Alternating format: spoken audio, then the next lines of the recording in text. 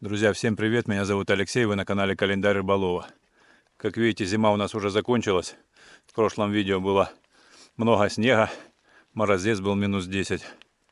А сейчас все растаяло, да еще и дождь прошел, грязи по уши.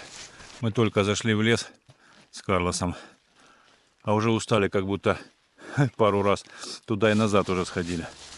Землянки и обратно. В общем, мы идем к землянке в такую погодку. Это уже, конечно, для меня не кардио нагрузки, как рекомендуют врачи, а перебор. Сейчас немного отдышался и пойдем дальше. А так, конечно, погодка такая. Не присесть, где-то на пенечке все мокро, грязно. Ноги были все по 2 килограмма грязи, пока по полям прошли. У Карлоса тоже такие на лапках ляпушки. Пойдем.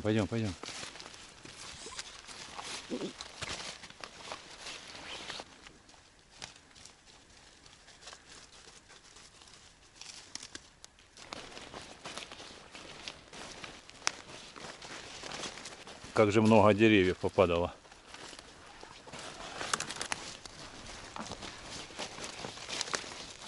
И не сказать, что какие-то сильные ураганы были. Вроде бы все как обычно.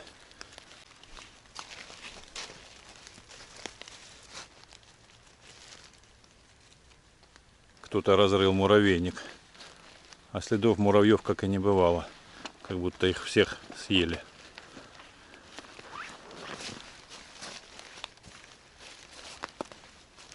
Я взял с собой фотоловушку. Думаю, неплохое место здесь было бы ее поставить. Очень много следов животных. Но дело в том, что я снова немного подзаблудился. Не пойму, где я нахожусь. И потом мне будет ее сложно найти, если я ее здесь поставлю. Поэтому уже доберусь до землянки. И потом уже схожу отдельно. Для того, чтобы поставить ловушку. Карлос, давай, вперед.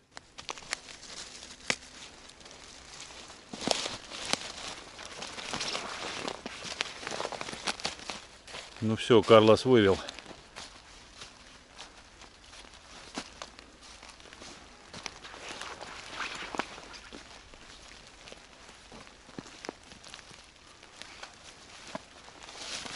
Все, Карлос вывел к землянке. Чуть кубарем не скатился с последнего бугорка, скользко, но он такой самый большой уклон здесь. Фух. Да, сложный получился переход. Один из самых тяжелых. Дождь идет, скользко. Давай, пойдем, Карлос. Сейчас пущу тебя. Пойдем. Кирпичи. О.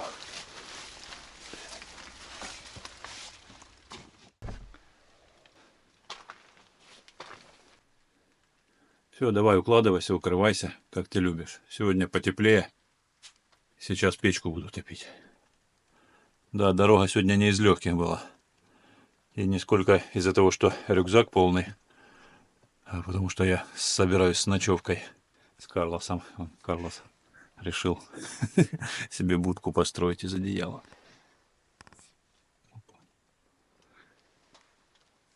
Взял и себе провизию, и Карлосу, конечно же, аккумуляторы, пилу для дровишек, пауэрбанки. В общем, рюкзачок такой увесистый. Но это не самое сложное было. Сложнее было скользаться по грязи, по глине. О. Ну, добрался. Теперь первым делом растоплю печь. Буду прогревать помещение. Здесь обнаружил я потоп, такой не слабый. Вот течет прямо возле печки. Кстати, крышка на печке была закрыта, а теперь валяется открытая. Странно, кто это сделал. Мыши, может быть. Так, ну что, я первым делом наколю дров, растоплю печь. Потом займусь трубой. Буду поворачивать ее вверх, так как многие написали в комментариях, что это необходимо, потому что может быть обратная тяга и можно задохнуться ночью. Тьфу-тьфу-тьфу.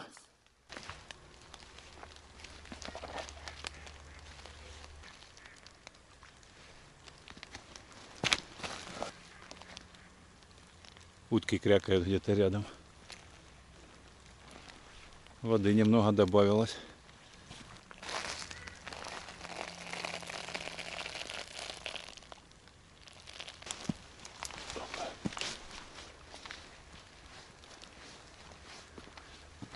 И вот здесь нужно порядок навести. Дрова эти все порезать, поколоть и под навес, пусть сохнут.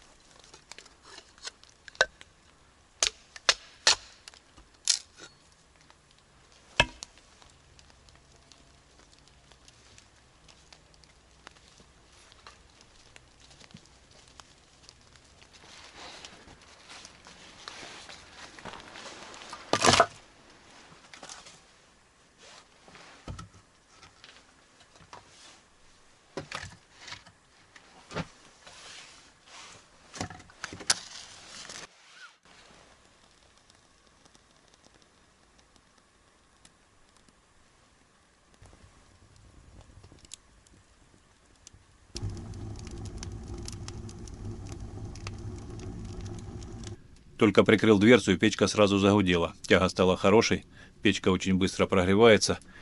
Раствор начал испаряться, точнее вода, которая находится в растворе.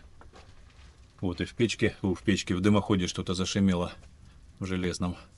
Видимо, туда попала каким-то образом вода. И вот она сейчас шумит, закипает.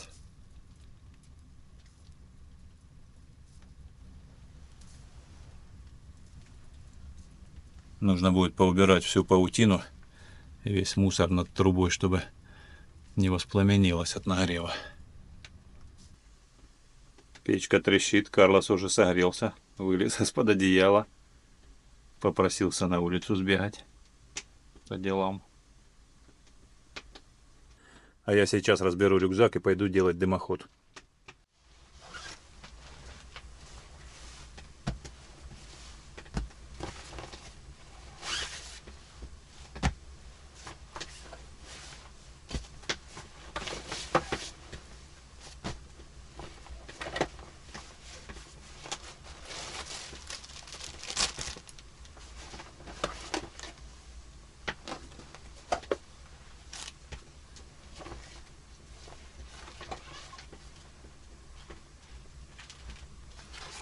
Взял с собой провизию и буду сегодня готовить. Некоторые подписчики сильно переживают по поводу моих голоданий. Говорят, что вылезет мне это боком.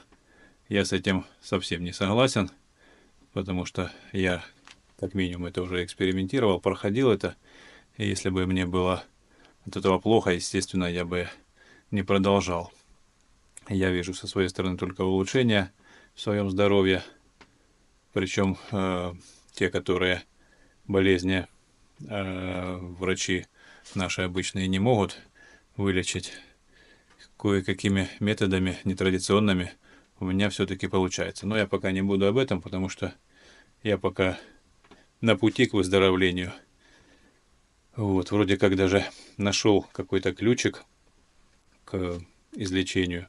Но об этом позже, когда я буду уверен на 100%, что это мне все помогло. Тогда обязательно поделюсь с вами. Да, и вот еще кое-что из провизии.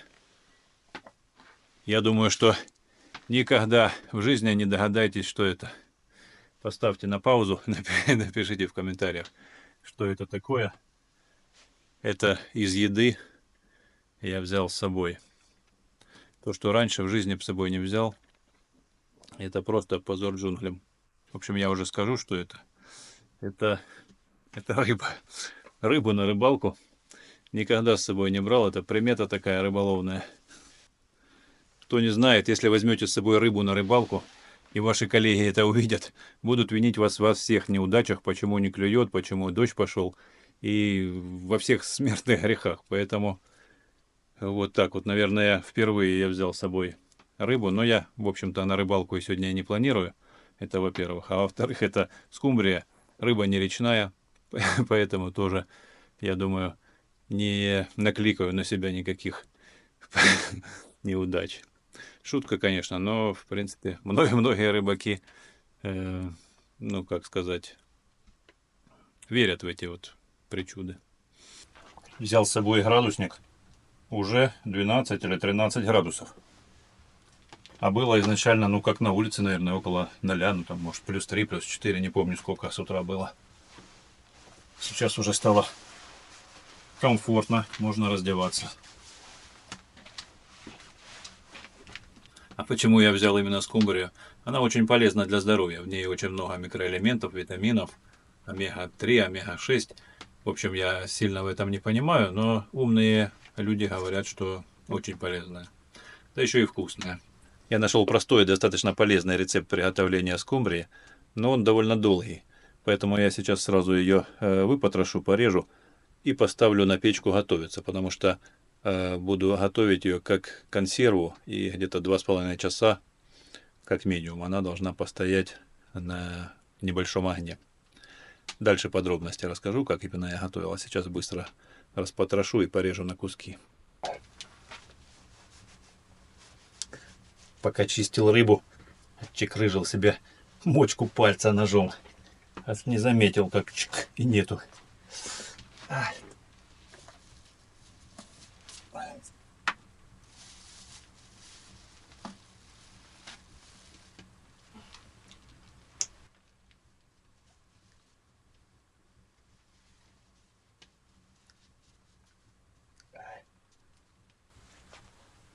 Не надо меня облизывать. Все, сама заживет. Как на тебе, как на собаке. В общем, рецепт скумбрии очень простой. Режем на порционные кусочки. Добавляем соль, перец, ложку сахара. Хотя я сахар не ем, но по рецепту надо. Можно лавровый листик. И ставим на небольшой огонь на 2,5 часа. Да, заливаем водой, чтобы покрыть емкость, в которой будет готовиться.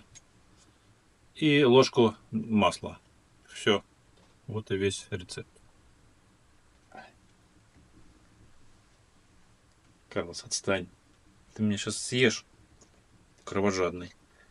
Не останавливается, надо что-то придумать, чем замотать.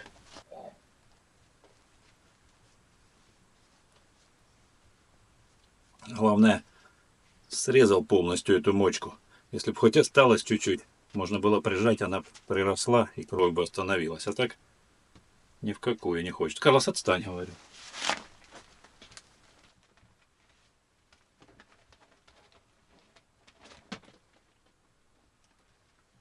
Передавлю хотя бы шнурочком.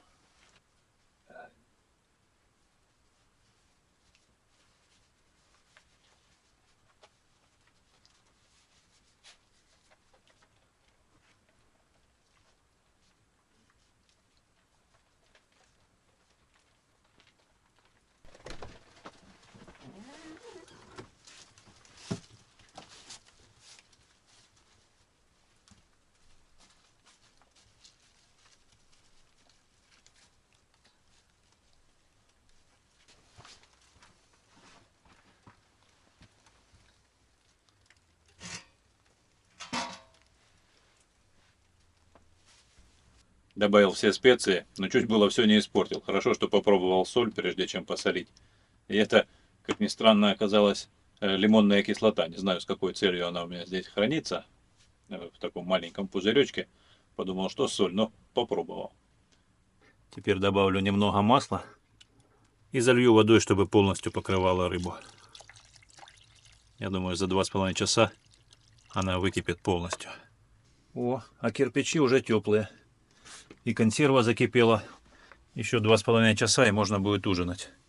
Ну а я пока пойду делать что-то с трубой. Пойдем, Карлос.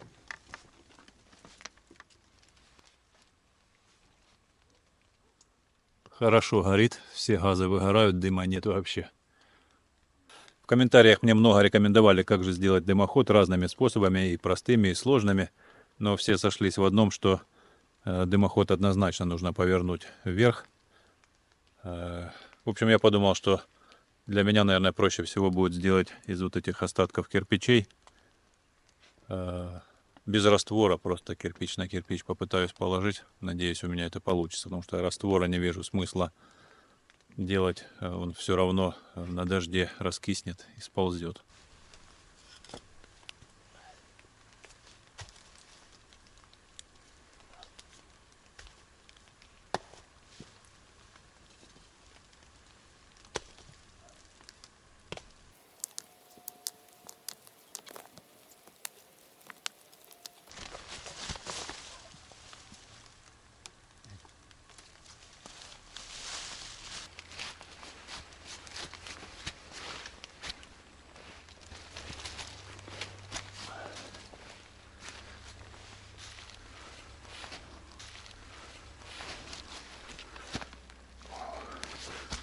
Вау. Как же скользко. Фу. Ну и как? Ага, понял. Не могу залезть, скользко очень.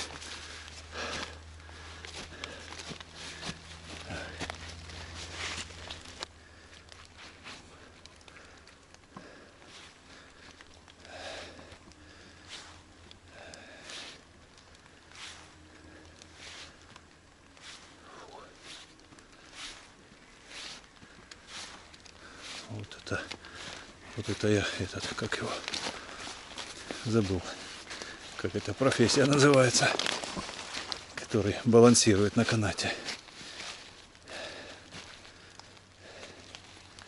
Вылетело из головы. Так.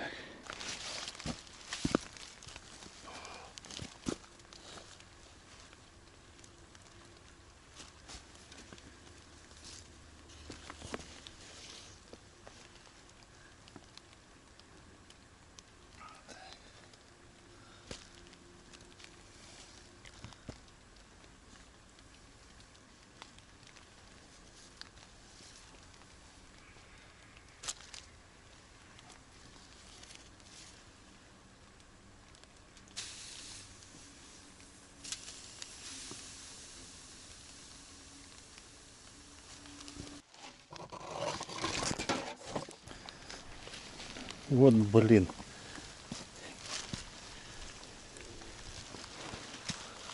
Блин, штаны испортил.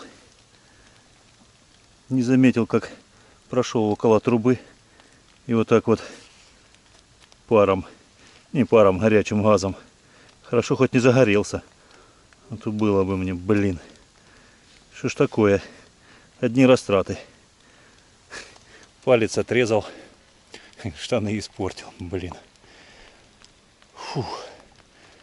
Поставил камеру на штатив, на треногу. А она, земля провалилась под ней, начала падать. Я резко за ней дернулся и ногу поставил прямо на выхлопе из трубы. И вот так вот сразу чирик. И штанов нет. Жалко, хорошие теплые штанишки.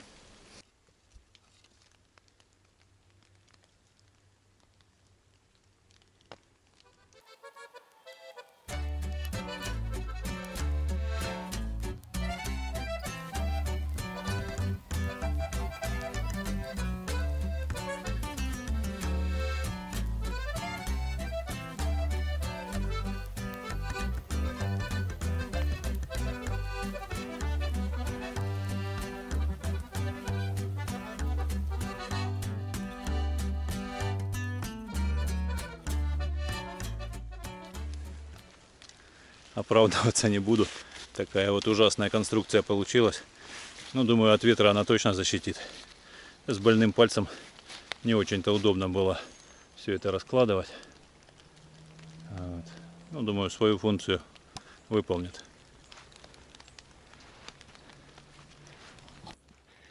Осталось тут шлепнуться на эти бревна внизу и ногу себе сломать. Вот это будет веселуха.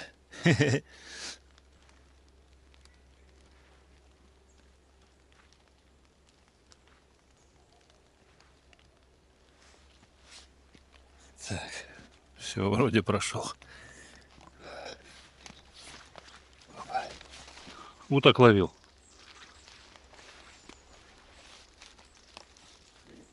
Что там, не клюет?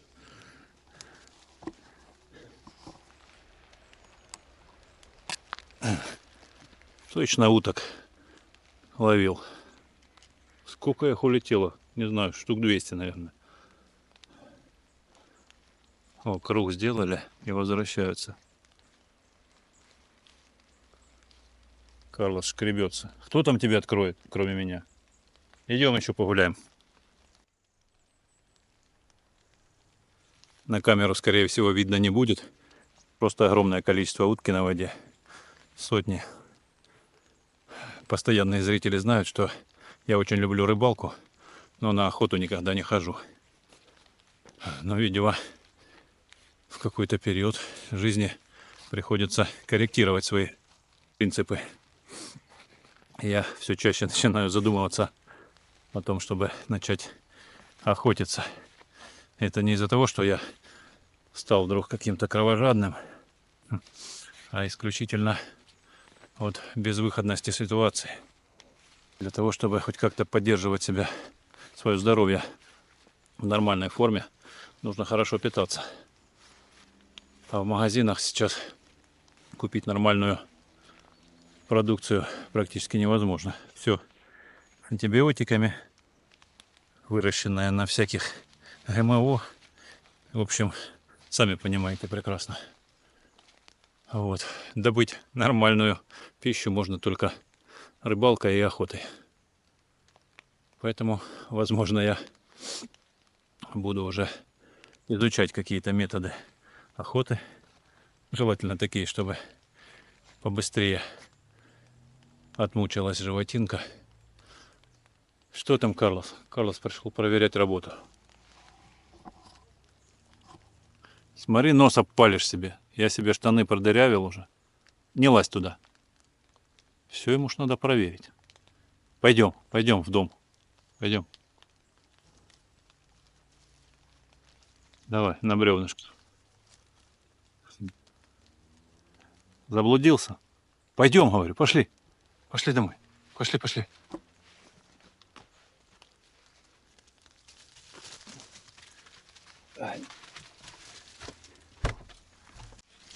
Ух ты! А что у нас тут горит? Это наша консерва или дрова на печке? Блин, дрова на печке загорелись. Задымились. Вовремя мы вошли. Ой, и палец у меня опять закровил. Не перестает кровотечение.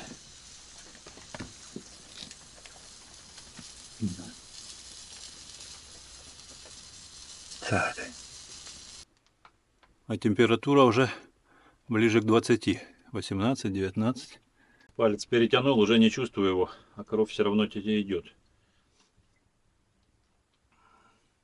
Карлос, ну что ты смотришь так, как будто съесть меня хочешь? Как охотник на зверя, на добычу. Раньше я никогда не замечал каких-то проблем со сворачиваемостью крови. Всегда без проблем, если какие-то были травмы, порезы, заживало, все нормально. А вот сейчас, видимо, от таблеток, которые противотромбозные или как-то там называются, ну, сердечные, видимо, они как-то влияют на свертываемость крови.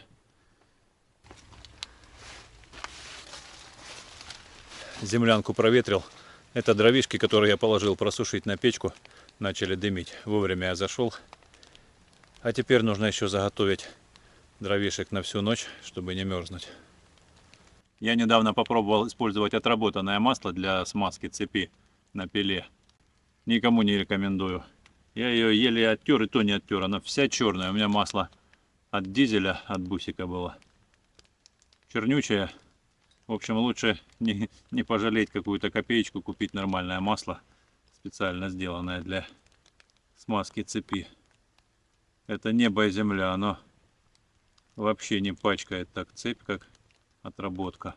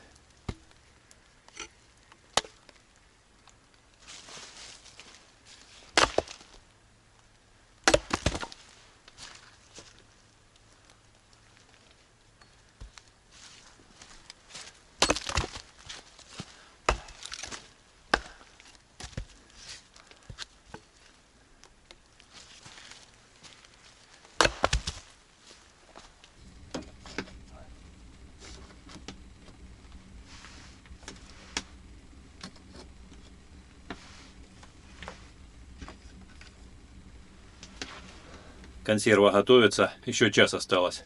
Как раз за это время сварится бурячок и будет салат типа винегрет. Ну, почти винегрет, потому что, я, если честно, уже не помню, как правильно винегрет делается. Но я взял капусту, правда не квашеную, как положено. Фасольку взял. О, капает конденсат. Что там еще? Морковку. Морковку свежую буду. Ну и все вроде бы. Масло здесь есть пахучее. Вот, и будет винегрет и рыбка. Полезное и вкусное питание. Раскладываю камушки сюда поближе к печке, чтобы они нагревались, опять же служили гидроаккумулятором, тепловым аккумулятором.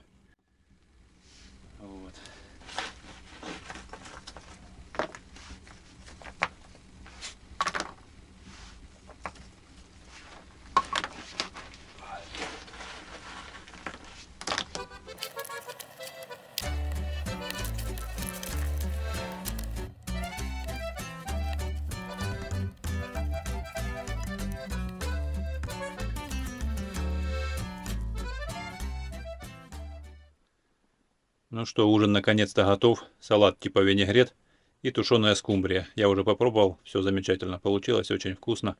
Карлос тоже уже ожидает свою консерву. Сейчас ему насыпаю и сам буду трапезничать.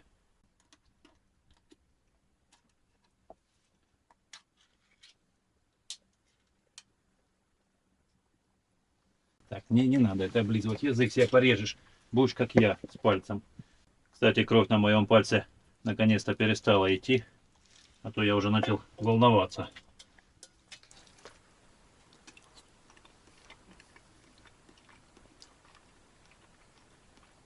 Рыбка просто огонь. Очень просто делается. Правда, что долго по времени, но очень легко. Порезал, ни кости выбирать, ничего. Кости размягчаются, как в консерве. Очень вкусно, очень просто. Ну, а винегрет вы сами знаете.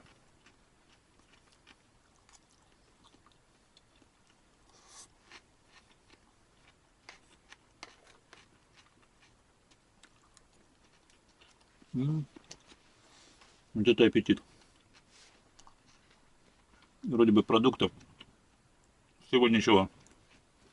Один бурячок, пару огурчиков, одна морковочка, полный судочек.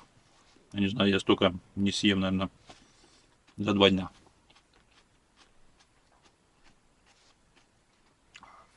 Рыбка тоже класс.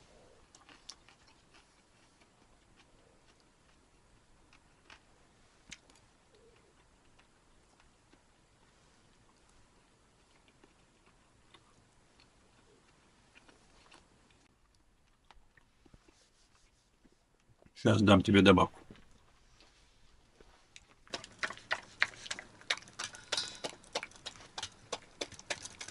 Температура 25 градусов. Было под 30, но я открыл двери. Печка практически пустая, сейчас почти не горит. Вон дверь приоткрыта. Есть зазорчик. Шансов замерзнуть у меня очень мало. Наверное, после моих голоданий желудок несколько сжался, и теперь я могу насытиться намного меньшим объемом пищи. Я поел, и осталось еще салата и рыбки. В общем, хватит и позавтракать, и пообедать завтра. Ну а сейчас я покажу ту самую обновку, о которой говорил ранее. Это вот такой электрический коврик. Не путать с электрическим стульчиком. Он подключается от пауэрбанка и греет. Когда я шел сюда с ночевкой, я еще не знал, насколько эффективно будет работать печка. Я как бы подозревал и надеялся, что все будет хорошо. Но на всякий случай взял с собой вот такой коврик. Это новая позиция компании Killnex. У меня уже есть вся линейка их товаров. Вот, этот коврик я еще не тестировал. Взял с собой пауэрбанк. Здесь есть карманчик.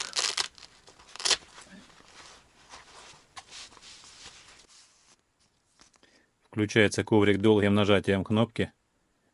Красный цвет — это максимальный нагрев. Синий — средний и зеленый — самый слабый. На самом слабом нагреве заявлено 8 часов работы. От пауэрбанка 10 тысяч мАч. На максимальной скорости, так сказать, 3,5 часа и на средней 5 часов. Характеристики коврика я проверю сегодня ночью, хотя у Killnex заявленные и реальные характеристики всегда совпадают.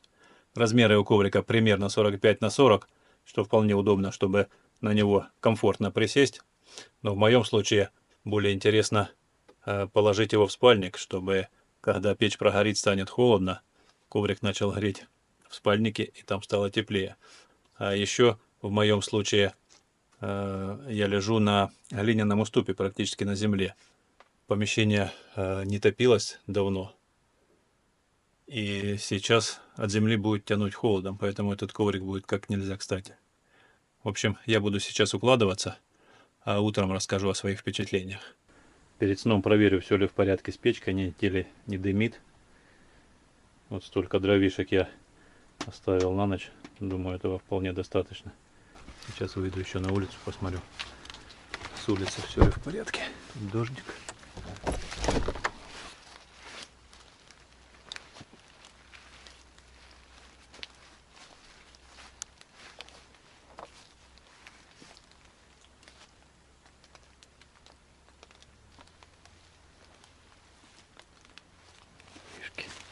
Мокнут.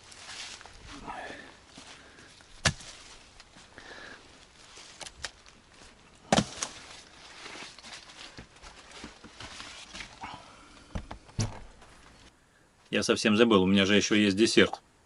В последнее время я делаю йогурты из пробиотиков.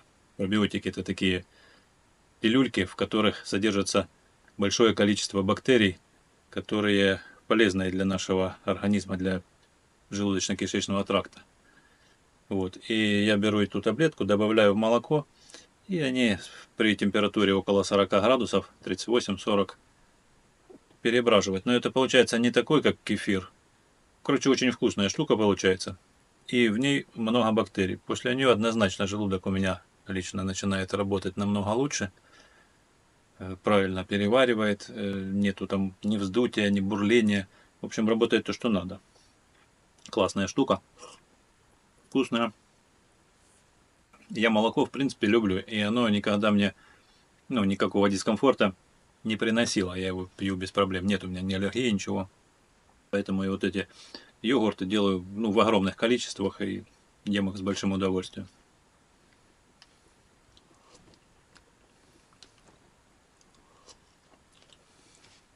В общем, доедаю, буду спать. Всем спокойной ночи, увидимся утром.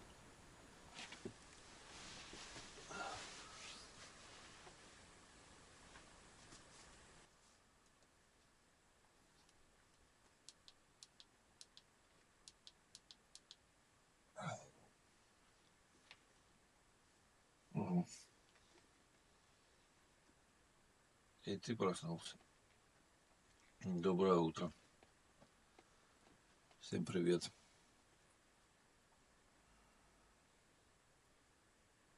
Пойдешь гулять? Сколько градусов?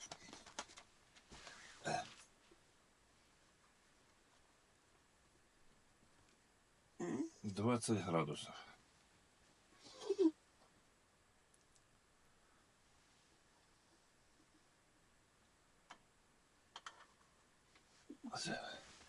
Сейчас выпущу.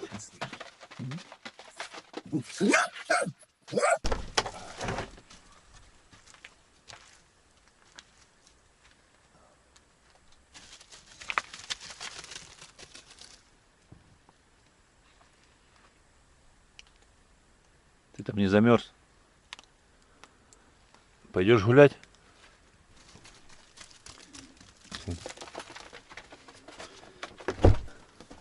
Все, давай на место. На место. На место ложись.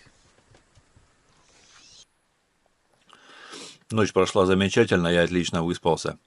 Сейчас 8 часов. Пытаюсь восстановить в голове, как все проходило, когда я подбрасывал дровишки. Да. Включал коврик. Коврик, сразу скажу, помог замечательно. Я проснулся в 12 часов ночи приблизительно. Не приблизительно, точно, там 12:07, что-то такое. От того, что печь потухла.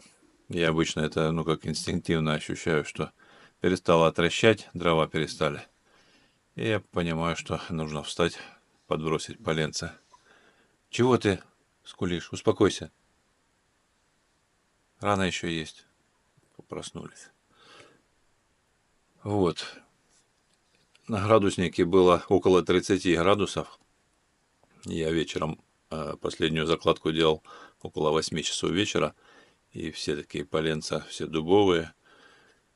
И они, конечно, хорошенько раскочегарились.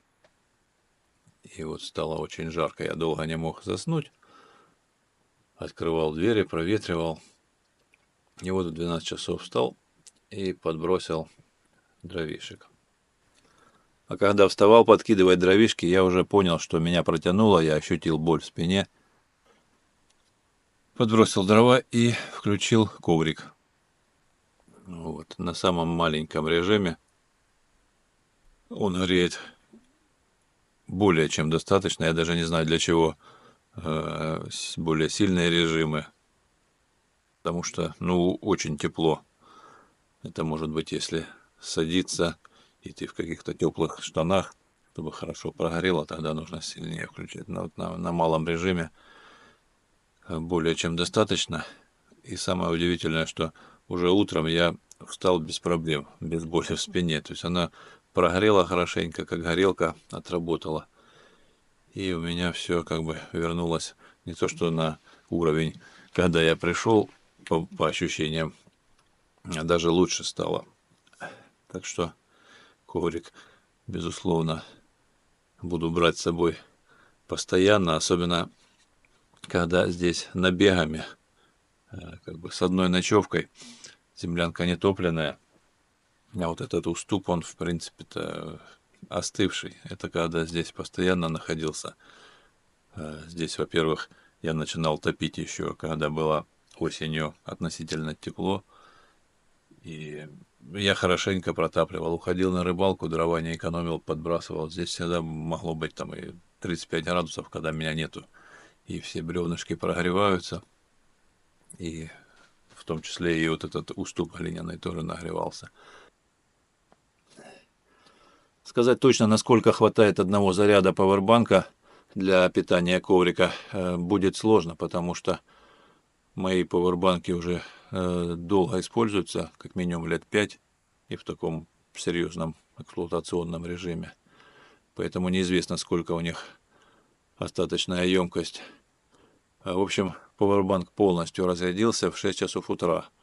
Прошло 6 часов. Неизвестно, сколько бы проработал на новом, но я думаю, что заявленное время проработал бы точно. Вот я в 6 часов подключил второй и благополучно поспал еще пару часов. В общем, на одном спать относительно удобно. То есть сначала он имеет толщину, и сначала ощущается какой-то небольшой дискомфорт. Сидеть, понятно, будет в любом случае удобно. Но спустя некоторое время я к нему уже привык, и он мне не доставлял никакого дискомфорта. А особенно, когда он включенный, то это только приятные ощущения. В принципе, размеров коврика хватает, чтобы моя поясница полностью на нем разместилась, была прогрета ночью и утром совсем не болела. Но у меня появилась отличная идея, как мне кажется. Можно порекомендовать производителю пришить здесь липкую такую полоску, липучку, чтобы можно было скрепить два коврика. Тогда можно расположить сразу два, которые будут прямо от бедра до плечей, полностью прогревать весь торс. Ну, уже, естественно, от двух пауэрбанков. Я думаю, это в самые лютые морозы будет еще удобнее и практичнее. Я думаю, что многих заинтересовал данный девайс, ему можно найти множество применений. Поэтому оставляю ссылку в описании под видео и промокод рыболов на скидку на данный товар. Пойдем на речку, Карлос, прогуляемся. Пошли.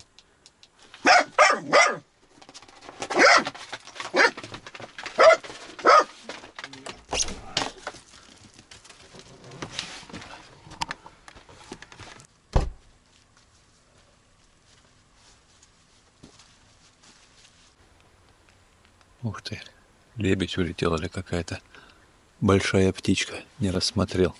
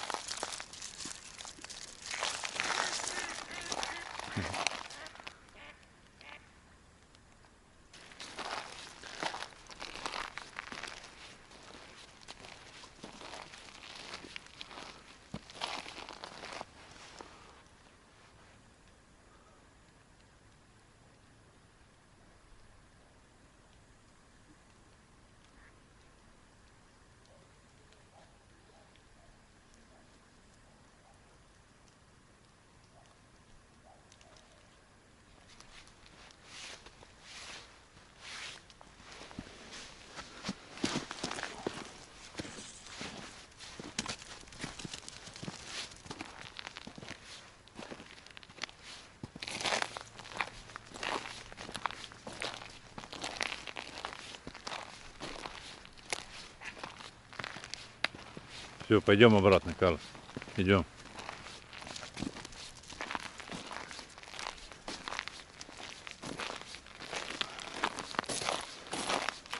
Да, птицы, конечно, в этих местах очень много.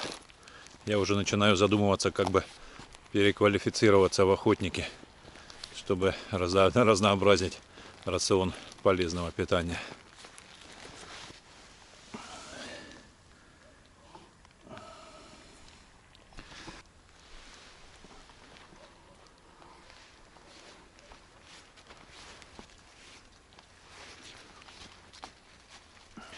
Ух ты!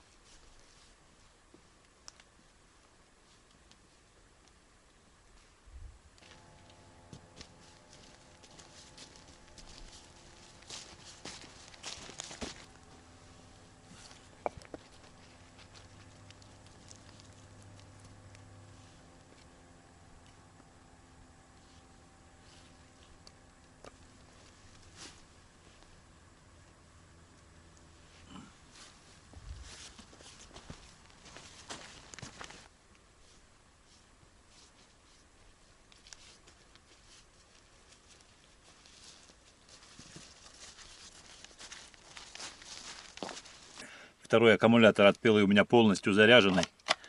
Пойду нарежу дровишек, чтобы не тянуть электричество обратно домой.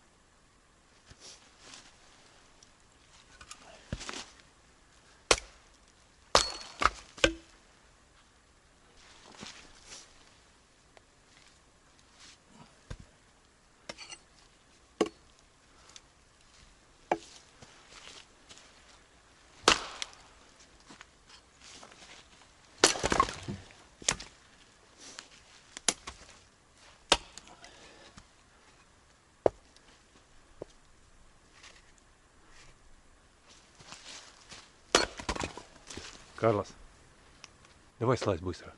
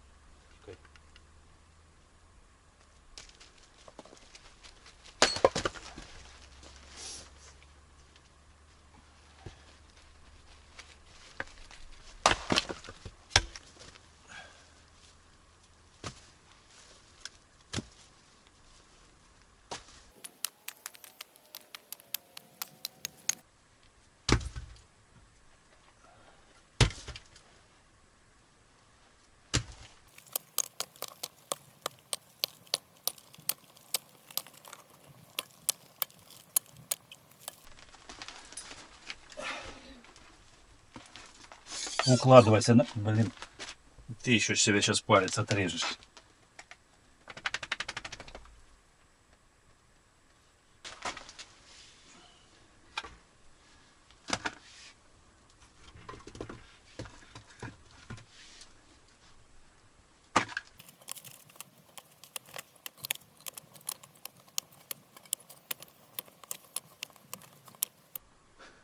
Опять замерз.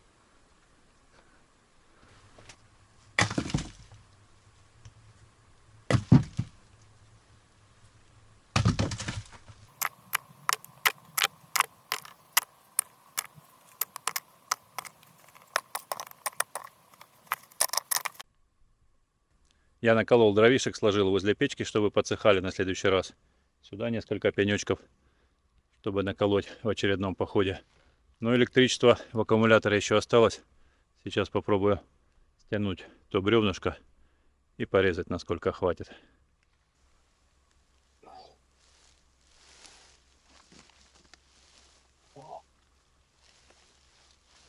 Тяжело.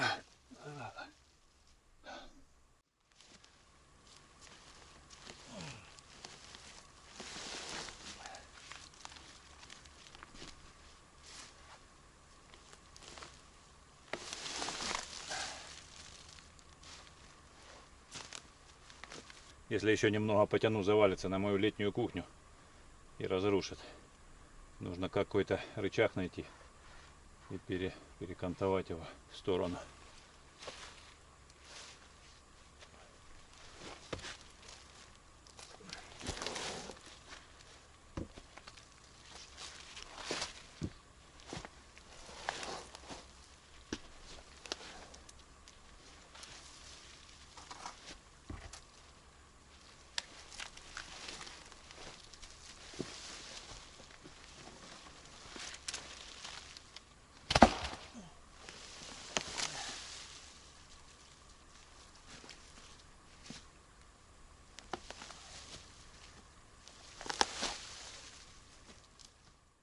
Сейчас порежу бревно до того момента, пока не начнет зажимать цепь. А потом переверну и дорежу все кусочки.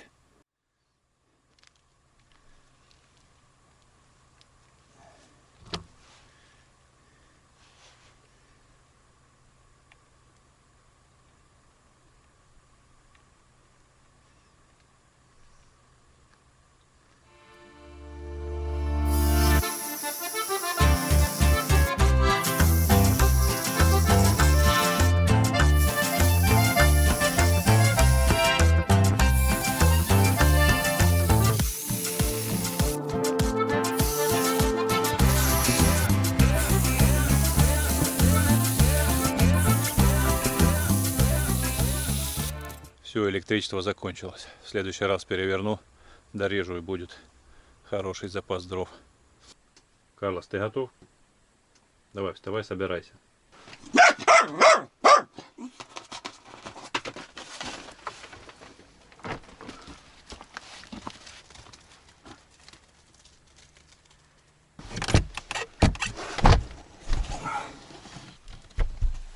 В следующий раз нужно рубанок взять на всякий случай, уже совсем плохо закрывается.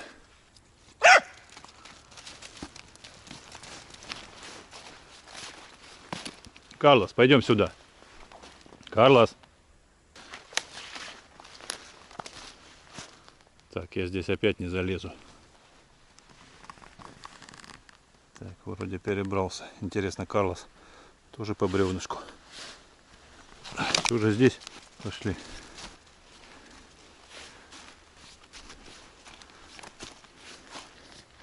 Ну что, печка испытания прошла. Можно готовиться к более длительному походу. Очень хочется побыть, ну хотя бы недельку, потому что с одной ночевкой ничего не успеваешь. Пока дровишки, пока то, пока все. Первый день особенно устаешь. Вот. А на недельку это совсем другое дело. Не говоря уже на более долгий промежуток времени.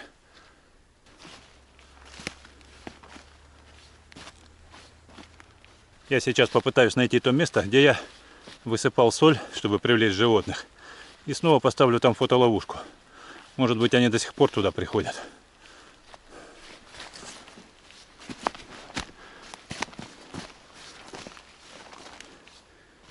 Ого. Отчетливо видно звериную тропинку. И, по-моему, она идет как раз туда, где я хочу поставить фотоловушку.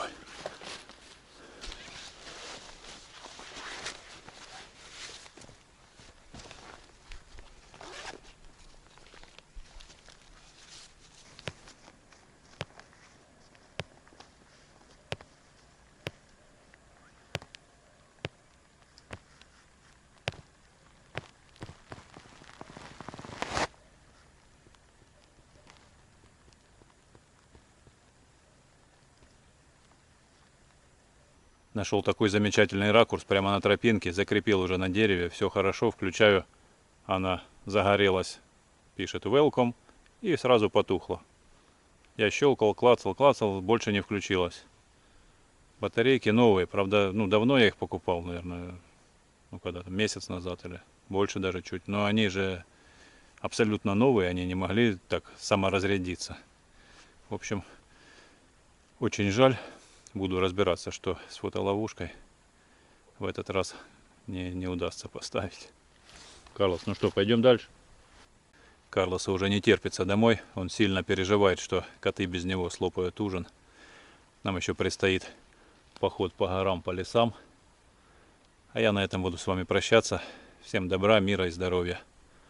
Увидимся в следующих видео. Пока-пока. Что? Ну идем. Все, пойдем дальше.